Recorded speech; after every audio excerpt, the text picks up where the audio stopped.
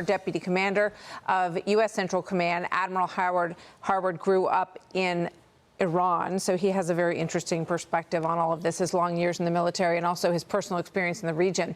And retired Navy Vice Admiral Mark Fox, former commander of U.S. Navy CENTCOM. He was Communications Division Chief for the multinational force in Iraq, a U.S.-led coalition that oversaw the operations during the Iraq War.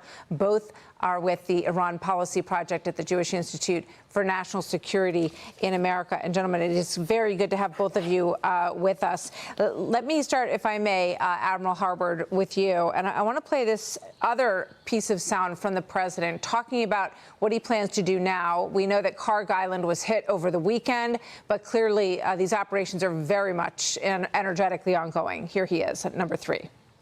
We're hitting them very hard, and today is a big day. We're pounding a certain area that has very much to do with the Strait, and I think we'll get it going very soon. In addition, we do have other nations coming in. You need people to watch and people to see. We have other nations coming in.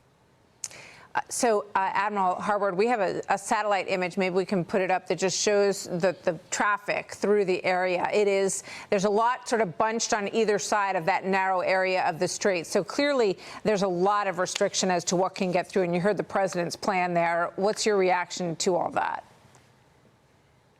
Well, I think it reinforces how important the Straits of Hormuz and the flow of commerce is to everyone, and why coalitions are partners, being part of the solution is so important as well. So tying those both together and reinforcing that with everyone understates how important it is to get it done.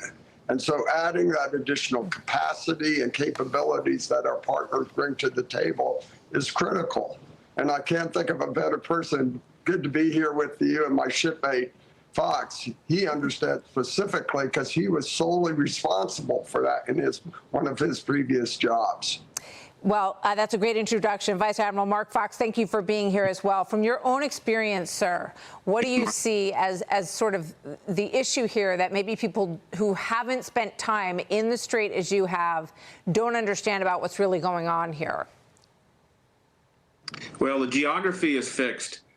The Strait of Hormuz is about maybe 20 miles or so wide at its narrowest point. The Gulf itself is long. The Iranian coastline is very long. But I think the most important thing, certainly from a military point of view, we need to have what we would refer to as an ISR. That's intelligence, surveillance, and reconnaissance, a soak of staring at all of the different points there in the Strait of Hormuz. It's so much easier to find mines if you've seen them being put over the side.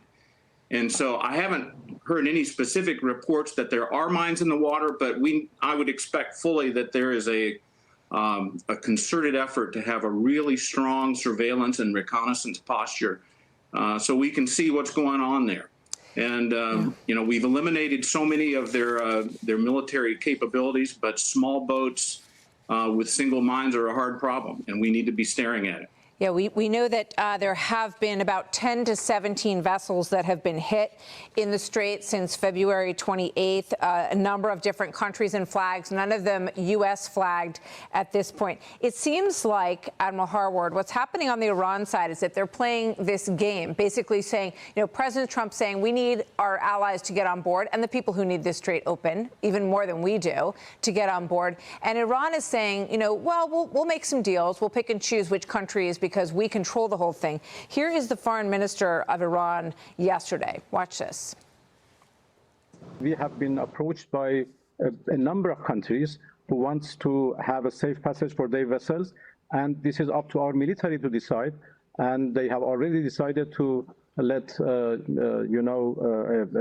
group of vessels belongs to different countries to pass in a safe and secure. So we provide them security to pass because we have not closed this strait. So, you know, he talks like he has complete control over this whole zone and that the countries on the other side of the water don't have anything to say about it. What's the reality there, Admiral Harward, and how do we get control of this area with the other people who use it every day? Well, the issue and the truth is they can control it, and they have. They've been able to do that for decades. And if we're not dealing with the regime, the end state, this problem will always exist. So why should one country be able to control the free flow of commerce in and out of the region? So it reinforces this regime, their intent, not just now, but long term. So at the end of the day, we have to solve this immediate problem, but more importantly, the longer term problem to ensure that commerce is free, not just today, but for the long haul. And as Mark so astutely recognized, our ability to see wide areas of not just the straits, but the land mass where they can launch the cruise missiles and the drones from, especially these Shaheeds, they're moving around on trucks. That ability to have that wide area of surveillance, to see all this time, real time, persistently is part of the solution to take care of not just the mining issue, but the drone issue, and that will allow commerce to flow. That's a great point. Very quickly, Admiral Fox, if you can, what's been established is that we've had so much success in this entire endeavor so far, but as you're both just pointing out, Iran is still controlling this strait.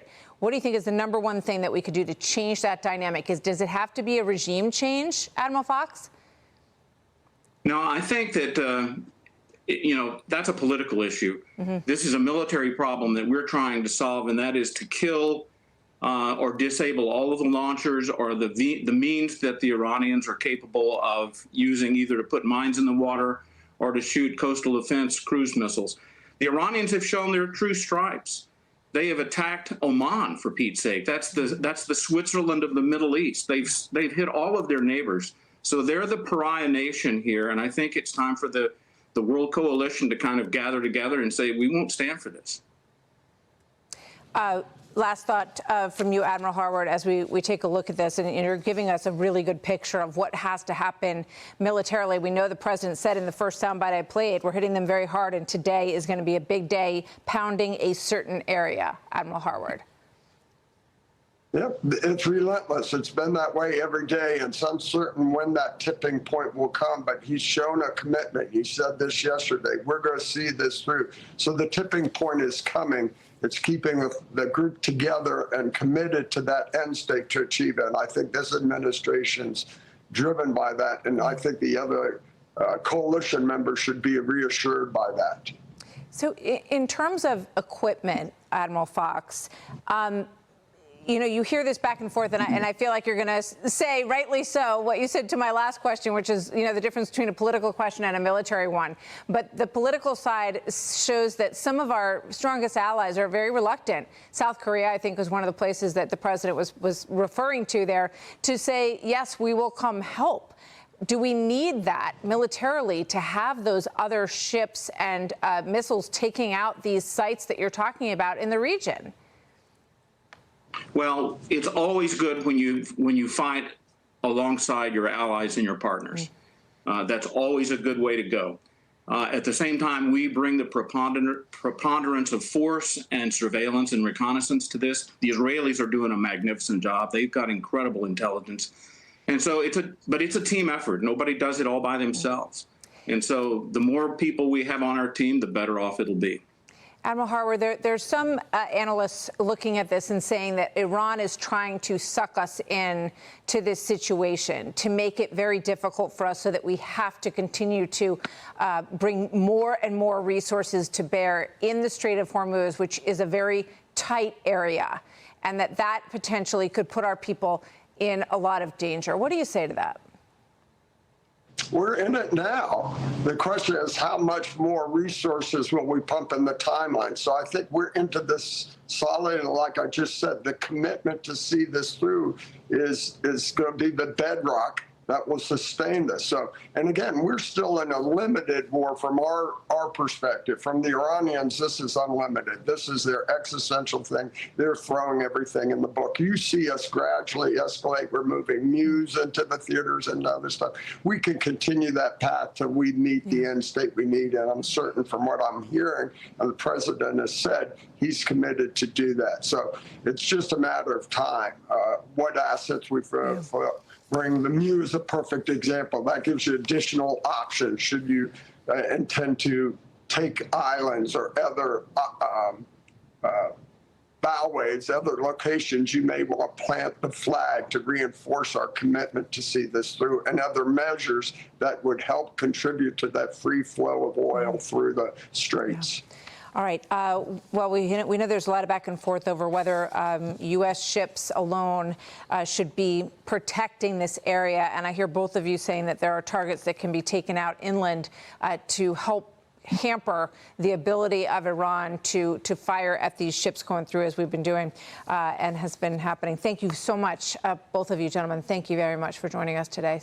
Be sure to like and subscribe for all the Fox News latest on YouTube and catch full shows streaming now on Fox One.